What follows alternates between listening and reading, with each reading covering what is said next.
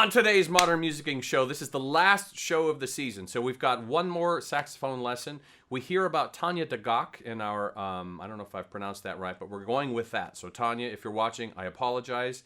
In our music history moment, we have a student showcase which features another segment from Alexa Woloshin's Music Since 1945 class. This is an original composition by a young lady named Brooke Lay, and it's music for cell phones. We hope you enjoy it.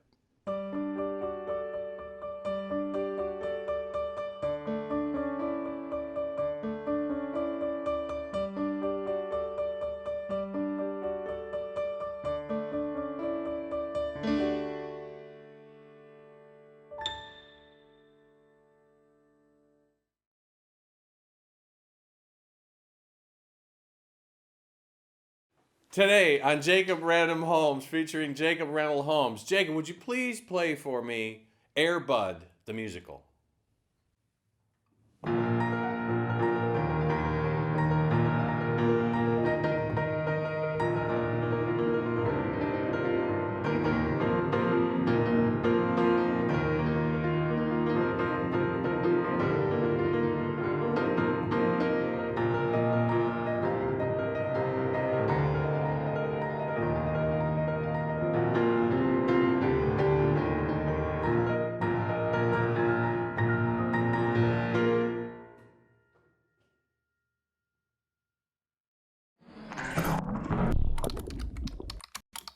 So this is the deep dive. This is our final deep dive of the season.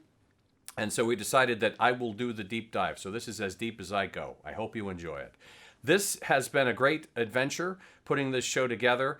We have a fantastic group of students. And the reason that this came about is that those students have been wanting to develop skills in video production, audio production, putting up their own YouTube channels, podcasts, blogs, those sorts of things. And so rather than do it in a piecemeal way, we've tried to put together an effort that would not only teach them those skills, but would have an outward-facing byproduct, and that is the thing that you're watching right now. I think we've learned a lot. I think the students have learned a lot. There's probably been a couple of dozen students who have brushed up against the production in one way or another. We are very, very excited about where music is going. And the opportunities for musicians are fantastic right now. And it can be scary because a lot of the traditional models have broken down. And so the notion that you will go through a school of music and you will practice really hard and then the world will open up and offer you an opportunity or a job is not the case for large numbers of students. And so what we're trying to do is to teach them to fish, to help them develop skills that they can use to deploy in any direction they want to go, and to allow them to find the music and the art that is meaningful and specific to them, and help them develop the tools and strategies to go find the audience for that music. We are in an interconnected world, and technology is changing and transforming all of our lives. And so we've taken it upon ourselves here at Carnegie Mellon, but not only at Carnegie Mellon, but at universities and schools all over the planet, to help equip the next generation of students to make art that speaks to them and the world that they live in. The models for how we teach music, play music, deliver music, enjoy music are all changing. And the students who are coming through school right now and the students who are in high school and who are just picking up an instrument for the first time, they're the ones who are going to determine the direction in which our world goes. And they will be the ones who let us know this is another cool way to experience music. Here's another way that you could learn music. And some of those things will be all of them will be informed by what has come in the past. But we feel it's very, very, very important to teach the current students how to use technology so that they can chart a course forward. I'm very, very bullish. I feel like this is the best time possible to be a musician because of the technology and because of the interconnectedness and because of the things like AI and AR and VR that are just on the cusp. I think it's a fantastic time to be an artist. So I'm very honored and I feel very lucky to be in an institution like this. And we hope that you have enjoyed these programs. We're going to take the summer off. We're probably going to put up some segments of the things you've already seen and test them out in a variety of ways. And then we'll be back again next fall to try again. And we're probably going to reinvent things, and we're going to try new stuff, and we may succeed and we may fail. But it's in the effort. It's in unleashing the students and letting them run as fast and as far as they can that we're trying to make this happen. So if you have comments or thoughts or ideas for ways we should go, or guests or repertoire or stuff, reach out and let us know, because this is an experiment. It's a grand adventure. We're so glad that you've been a part of it. We're overwhelmed and humbled that it has had the sort of success that it has had, and we thank you. If there's a young musician that you know that might enjoy this stuff, share it with them. Thanks very much for watching, and we hope you enjoy the rest of the episode. Lance Learns to Play. Okay, so on Lance Learns to Play, this is Ben Morris. He's going to continue to teach me how to play the saxophone. What in the world are you wearing? This is a harness. It's called a sax holder, is the brand of it, but I actually got this from playing the larger saxophones. You could imagine holding that much weight only around your neck with a traditional neck strap is, posture problems, back pain. It's really, a Barry can weigh 12 pounds, and it doesn't sound like much if you're just holding it, but if it's right here for a 3-hour rehearsal, you're going to feel it. And so this distributes the weight over the... Puts it on my shoulders, and then there's a little stopper that kind of presses, and it's also actually a good reminder for me to breathe correctly. Oh. There's always a little bit of pressure here, just so that I know I can feel it. What's correctly mean? Breathing like a deep breath. A lot of people throw around the word diaphragm, diaphragmatic. Just breathing kind of like, I always think of a 3-part breath, diaphragmatic, intercostal, and clavicle, and I build up from the bottom. So since it is positioned down here where I would expand when taking a breath, the first part of my breath, it kind of reminds me that I should be doing that, because I can constantly feel some contact there. Yeah, there's just, I can feel that. Okay. Absolutely. And so I'm going to wear a different sort of strap. Yeah, this is a traditional one. Yeah, that's the correct. Yeah, just put throw it that way. over. Okay. Exactly. So this is a more traditional neck strap. It has pads on it that are, kind of make it a little more comfortable rather than just a nylon strap, which is really terrible. Sure. Yeah. These are much more comfortable. And now I'm going in. Open your case. Cover me. Yeah, grab the body. Grab the body. Exactly. And then pull out the It's stopper. like Dateline, okay. Yeah, so the inside there. There's something in here. There's something in there, exactly. This is one of those. Ta-da! The saxophonist musician. Yeah, here we go. This is one of the moisture swabs. It's just to kind of... So when you play, you get condensation in there. Condensation in the instrument. And this just keeps it nice and dry. It's supposed to, yes. It's supposed to, okay. It's supposed to. So now what should I attach? Or You should attach. You should attach. There is a ring at the back. You just clip that in there. Exactly. All right. All right. So now it's attached to you. It's not going to fall. Correct. All right. So you can... I normally do not... suggest walking around with the saxophone just loosely hanging, because you never know. You might stuff bang into fails. something that could. Yeah, and stuff fails. But now you are able to, a little freely use your other hands. I see. Both your hands, and go ahead and grab the neck. Okay. All right. So this screw up here, you want to make sure it's loose enough. It turned really easily, so it should be. Just slide that in. Perfect. Give it a couple turns, only until it is hand tight. Don't crank on it. So about perfect. Okay. Perfect. It won't go anywhere. Grab the mouthpiece. We're actually going to use this one here. All right. So you can see it has a different type of ligature than I do. This is 2 screws. I see. And it's interesting and important to notice the screws are on the bottom. So general rule of thumb is going to be that the screws on a ligature, unless they are at the bottom and tighten like this, are always going to be right-handed. Oh, I see. So if it's actually, there are some screws where there's 2 and they're on top, but they will be right-handed. Always right-handed. So no matter what, the screws will be on the right. I can't tell you how many students I see that have their ligatures upside down and backwards, and it actually will affect how the reed seals to the mouthpiece. Oh. So can be very inhibitive of a good sound. So slide that on to the cork here. Yeah. About how far? Just as long as it's on there firmly. Tuning will determine how far you put it. Oh, I see. Yeah, and then I'm gonna grab your reed. We're gonna get a nice new one. Wow. And only the best. I appreciate it. Yeah. So, one reed. So we're putting the reed on. So I remember from your last explanation that I want to put the reed on while the ligature is in place, so I don't damage the ligature. Yes. Okay. So go ahead and wet that. You put that in your mouth. Okay. Yeah. So I always just this doesn't really matter for this, but I always put it to the side, and this will normally be the first thing I do, and then I'll Oh, I Just leave see. it here, because this is a safe place. I'm not going to chew on it, so I'm not going to break it. And I'll just do that, put all my stuff together, and then take it out and do the process. You want the side that is flat The side that's to the flat. side that is flat of the mouthpiece, exactly. Okay. Slide the ligature up a little bit to create some space, Uh-huh. and just push the reed down. Yeah, perfect. Okay.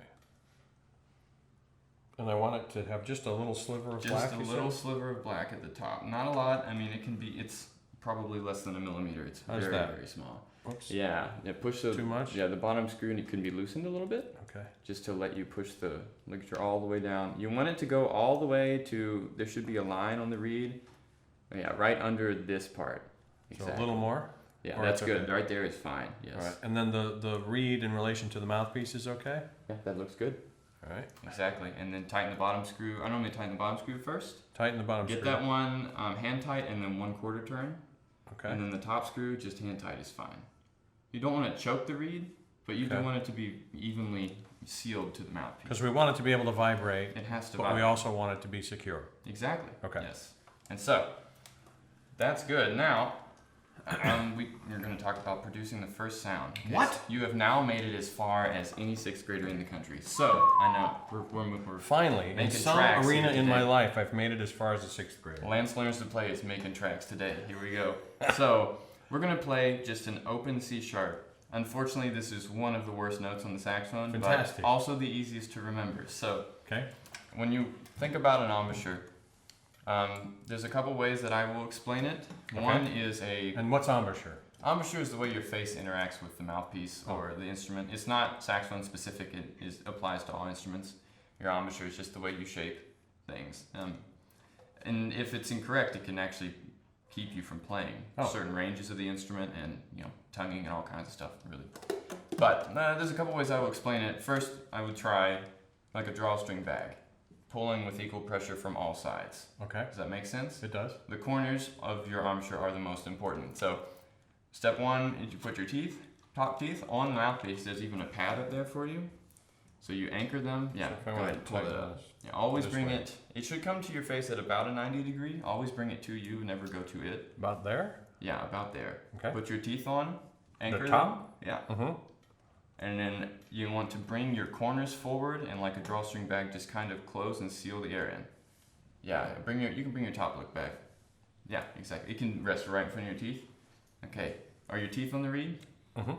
Okay. You want your lip to be just barely over your teeth to keep them from touching the reed. Just barely, just enough to keep them from touching the reed.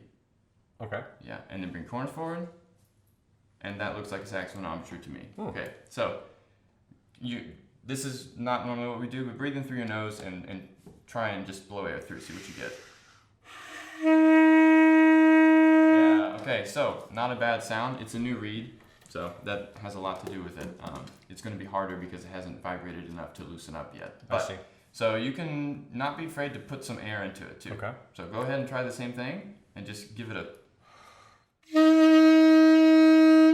Exactly. So that's a good sound. If that didn't work, like the drawstring bag thing seems to work very well for you. Some students though, if you can see that they have just a kind of an innate ability to understand mechanical things, some people are just very analytic, I'll actually tell them to think about not doing an embouchure at all, which works most for me actually.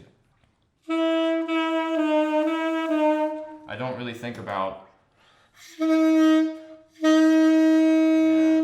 don't really think about pushing my corners forward personally. I just think about whatever is the most tension-free shape, I and see. that's how I do it. But yeah, that's forming an embouchure. Fantastic. Forming an embouchure.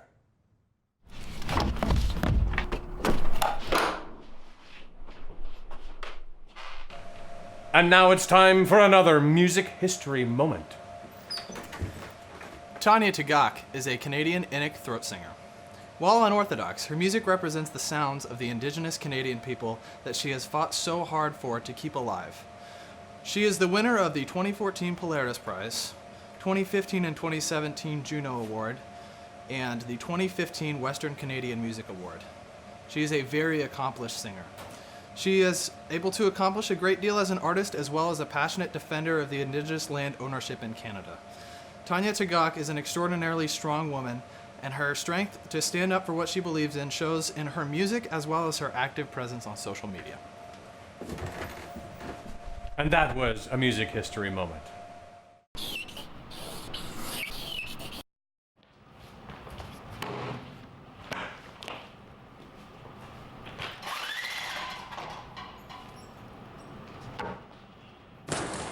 So my piece, Song for Unspecified Number of Phones, is based on John Cage's Imaginary Landscape No. 4. Cage's piece was made to be based on indeterminacy on the end of the performer. It featured 12 radios that would be tuned to random stations. Whatever the station was tuned to, whether it was music, talking, or noise, then became the piece. I wanted to try and reimagine this for our current technology, replacing radios with cell phones. Similar kinds of moments happen as people randomly flip through their music libraries. Each performer is equipped with their own cell phone and speaker, and they have the choice of how to randomly select music, and these changes will occur in unison, like by me, the conductor. So enjoy.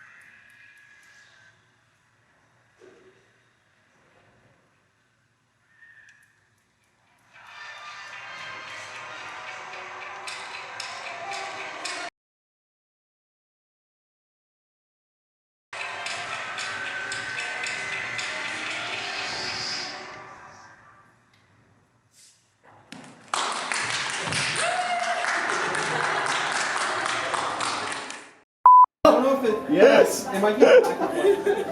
Right? We knew we had to find a way to work it in. Okay, I'm for that.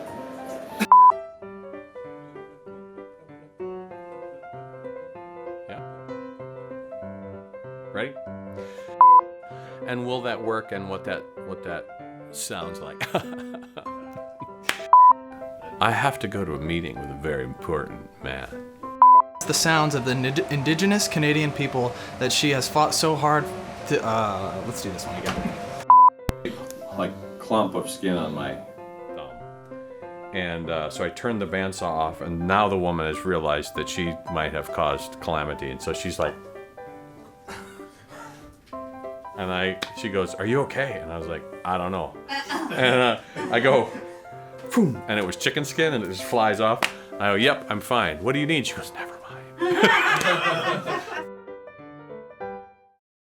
Hey, thanks for watching the show. If you want to reach us with questions or comments, you can figure out all the ways to do that by clicking on any of those links in wherever you're watching this thing. We've had a great time putting these together and hope you find them useful as well. Thanks for watching.